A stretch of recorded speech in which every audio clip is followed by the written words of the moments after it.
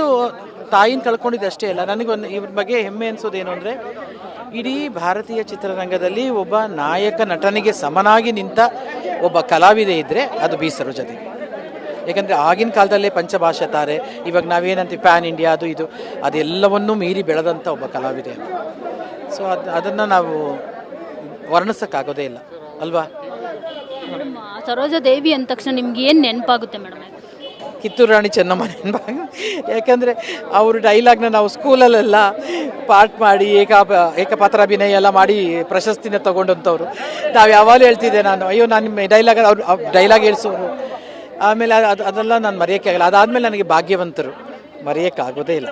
ಅವರು ಕ್ಯಾನ್ಸರ್ ಪೇಷಂಟಾಗಿ ಆ ಥರದ್ದು ಹೋಗಾಡಿ ದೀಸ್ 2 ಫಿಲ್ಮ್ಸ್ ನನಗೆ ಸಾಧ್ಯನೇ ಇಲ್ಲ ಮರೆಯೋಕ್ಕೆ. ಅವ್ರನ್ನ ನಟಿಯಾಗಿ ನಾವು ಕನ್ನಡ ಚಿತ್ರರಂಗದಲ್ಲಿ ಪಡೆದಿದ್ದು ನಾವೆಲ್ಲ ಭಾಗ್ಯವಂತರು ಅಂತಲೇ ಹೇಳ್ಬೋದು ಮೇಡಮ್.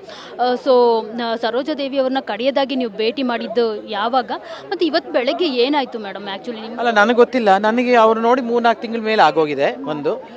ನಾನು ಭೇಟಿ ಮಾಡಿ ಅದೇ ನೋಡಲೇ ಇಲ್ಲ. ಈ ನಡುವೆ 3 ದಿನದ ಹಿಂದೆ ಫೋನ್ ಮಾಡಿದರು. ಅದೇ ಇಂದು ಊರಿಗೆ ಹೋಗಿದ್ದಾಳೆ, ನೀನು ಬಾ ನಿನ್ನ ಮನೆಗೆ ಅಂತೆಲ್ಲ ಕರೆದ್ರು. ನಾನೇನಂದೆ ಅಂದರೆ ಇಂದು ಹೋಗಿದ್ದಾಳಲ್ಲ ಬಂದುಬಿಡ್ಲಿ ಅವಳು, ಯಾಕೆಂದರೆ ಅವಳು ಮಗು ಸ್ಕೂಲ್ ಸ್ಟಾರ್ಟ್ ಆಗುತ್ತೆ ಆ ಟೈಮಲ್ಲಿ ಬಂದುಬಿಡ್ತಾಳೆ.